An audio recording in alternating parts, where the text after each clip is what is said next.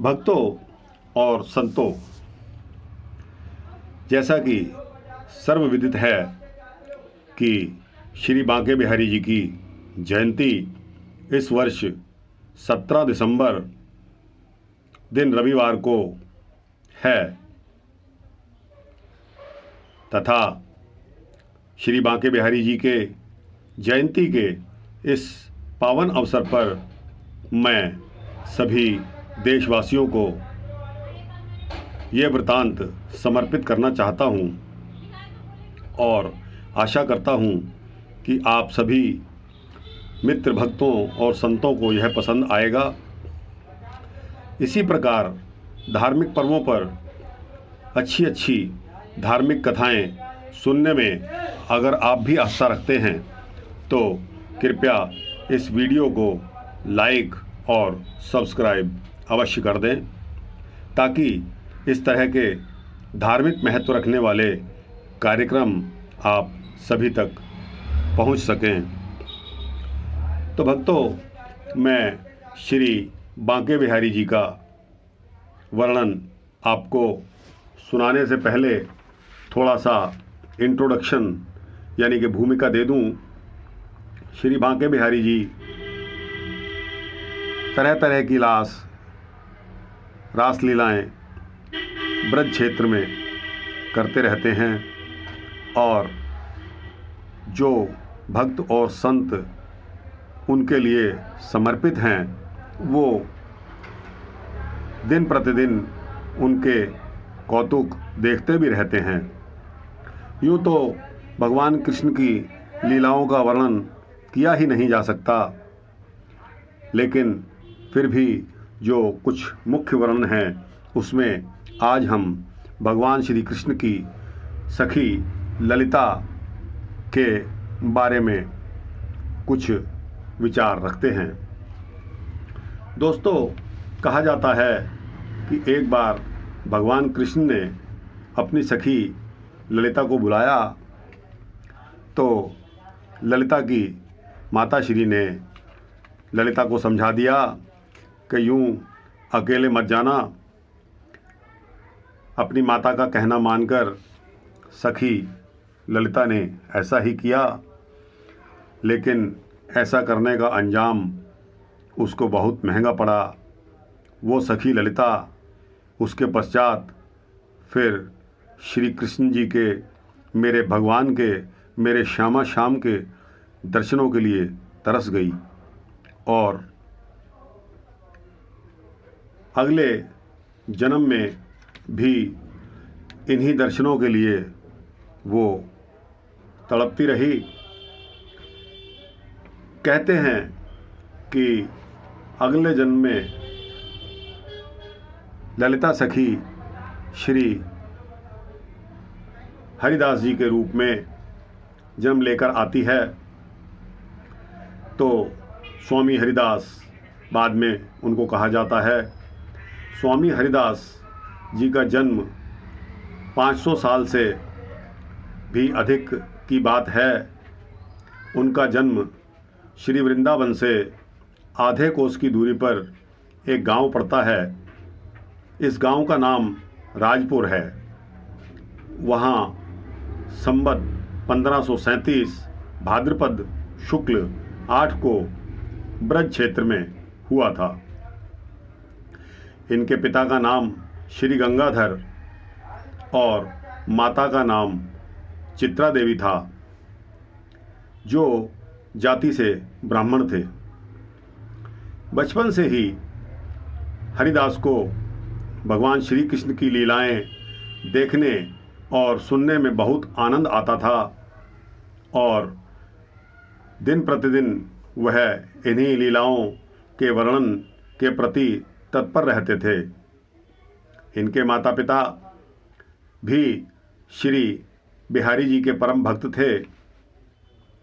हरिदास जी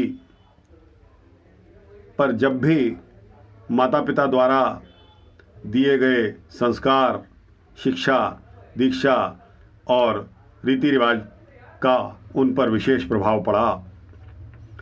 हरिदास जी का मन गृहस्थी में नहीं लगता था, अपितु वो समीप के बाग बगीचों में जाकर, सरोवरों, तालाबों और यमुना के किनारे जाकर एकांत स्थान पर ध्यान मग्न हो जाते थे।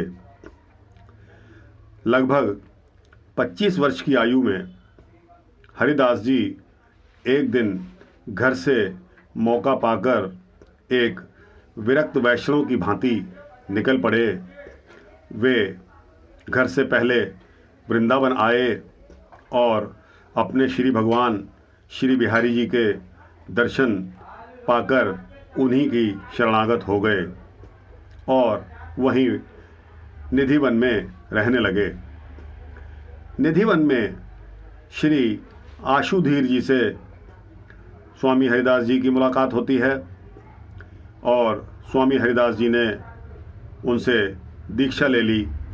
बस यहीं से धीरे धीरे हरिदास जी के त्याग, रसोपासना और संगीत में पारंगत होने के कारण इनकी ख्याति संतों और भक्तों तथा संगीतज्ञों में दिन प्रतिदिन दिन दुगनी रात चौगुनी बढ़ती गई। इस प्रकार बहुत से भक्त लोग हरिदास जी के शिष्य बन गए। हमेशा हरिदास जी भक्ति भाव की सहज समाधि में लीन रहा करते थे।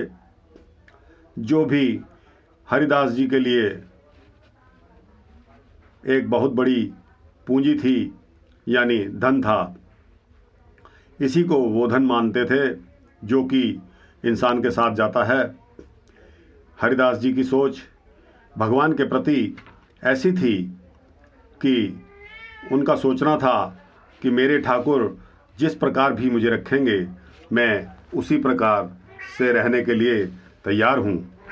उनका कहना था कि जिह बिद राखे राम तेह बिद रहिए। इस बात में उनका पूर्ण विश्वास था। उनका विश्वास था कि श्री बिहारी जी एवं श्री लाडली जू ही उनके एक भगवान हैं। इनके हरिदास जी के संप्रदाय का नाम निम्बार्क संप्रदाय कहा जाता है। हरिदास जी जब उपासना करते थे तो इनकी उपासना में सखी भाव ही झलकता था, जो भक्ति श्रृंगार मूलक और रस से परिपूर्ण सौंदर्य और निष्ठा का प्रतीक थी। हरिदास जी भोक्ता केवल भगवान को मानते हैं और उनकी दृष्टि में समस्त चराचर उनके भोग्य हैं।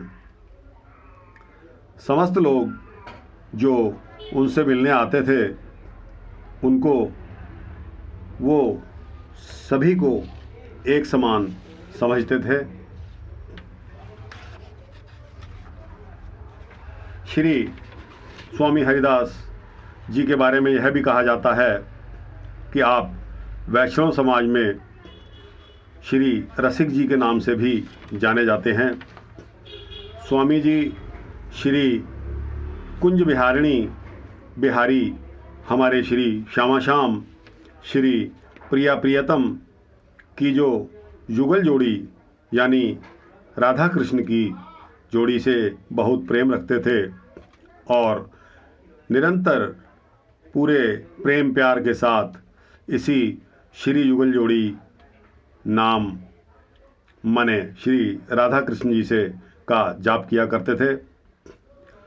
इसी से स्वामी जी को नित्य प्रति अपने प्रिया प्रियतम की केल विलास लीला का दर्शन भी होता रहता था। स्वामी जी सखी सुख का अधिकार तो रखते ही थे, परंतु स्वामी जी में संगीत विद्या का ऐसा अनमोल और अनूठा खजाना था जिसके आगे गंधर्व भी एक कला मात्र प्रतीत होते थे। बस यही एक अनमोल गुण अपने में समाहित होने के कारण स्वामी जी श्री श्यामा श्याम को हरदम अपने गायन पद्धति से रिझाते रहते। यही नहीं, स्वामी जी अपने परम आराध्य श्री श्यामा श्याम को परम उत्तम भोग भी अर्पित करते रहे और फिर उस प्रसाद को मोर, बंदर, मछली, चिड़िया इत्यादि में उनका पोषण भी करते थे। इनके भजन भक्ति गायन और श्री श्यामा श्याम की निरंतर सेवा के कारण बड़े बड़े लोग और राजा महाराजा स्वामी जी के दर्शनों की आस लिए इनके कुंज द्वार पर खड़े देखे जा सकते थे। भक्तों संतों, एक बार की बात है कि एक भक्त स्वामी जी के लिए एक अत्यंत मूल्यवान इत्र लेकर आया। उस समय स्वामी जी यमुना मैया की रेत में ध्यान मग्न बैठे हुए थे।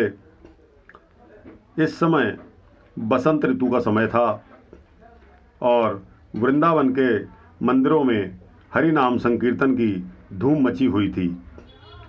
हरिदास जी के नेत्रों में इनके प्राण प्रिय श्री रास बिहारी और रासेश्वरी यानी कि लाडली जू श्री राधा जी की छवि समाई हुई थी और इन्हीं की झांकी में स्वामी जी ध्यानरत थे। स्वामी जी को यह नहीं मालूम था कि बाहर क्या हो रहा है, इसका उनको तनिक भी ज्ञान नहीं था।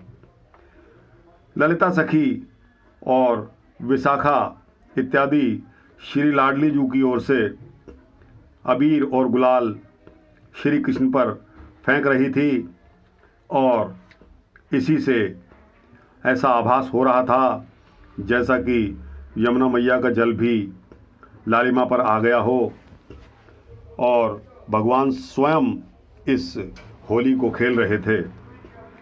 हरिदास जी को ऐसा आभास हुआ मानो नदनंदन के हाथों से पिचकारी की एक धार श्री हरिदास जी के तन मन को शीतल कर गई है। हरिदास जी ने भी भगवान के पीताम्बर पर उस इत्र की सारी शीशी उड़ेल दी और वो सारा इत्र वहाँ पड़ी रेत में बिखर गया। अब जो भक्त इस इत्र की शीशी लेकर आया था वह हरिदास जी के इस क्रियाकलाप को देखकर आश्चर्यचकित हो गया, क्योंकि जिस वस्तु को, जिस गिफ्ट को वो इतने प्रेम से लाया था उसे स्वामी हरिदास जी ने सहज ही यमुना की रेत में छिड़क दिया और खुद अपार आनंद का अनुभव करने लगे। थोड़ी देर बाद ही जब स्वामी जी की आंखें खुलती हैं, लीला का आनंद समाप्त होते ही, तो उन्होंने अपने पास बैठे शिष्य की मानसिक पीड़ा तुरंत जान ली और अन्य शिष्य को श्री बिहारी जी के दर्शनों के लिए मंदिर भेज दिया। जब वह शिष्य श्री बिहारी जी के दर्शन पाता है तो देखता है कि श्री बिहारी जी का पीताम्बर वस्त्र उसी इत्र से भीगा हुआ है और सारे मंदिर में इत्र की सुलक्षण सुगंधी फैली हुई है। यह दृश्य देख शिष्य बहुत ही लज्जित होता है कि यह समझने की बात है, मेरे प्राण प्रिय श्यामा श्याम ने मेरे द्वारा दी गई मेरी परम प्यारी भेंट स्वीकार कर ली, तो वह मन ही मन बहुत खुश होता है। एक दूसरे वृतांत के तहत हरिदास जी की विद्या को देखते हुए एक धनी कुलीन स्वामी हरिदास जी से दीक्षा लेने आता है। दोस्तों, समय इजाज़त नहीं देता, इसलिए अगला वृतांत यह हम आपको भाग 2 में सुनाएंगे। तब तक के लिए बोल बंसी वाले भगवान की जय।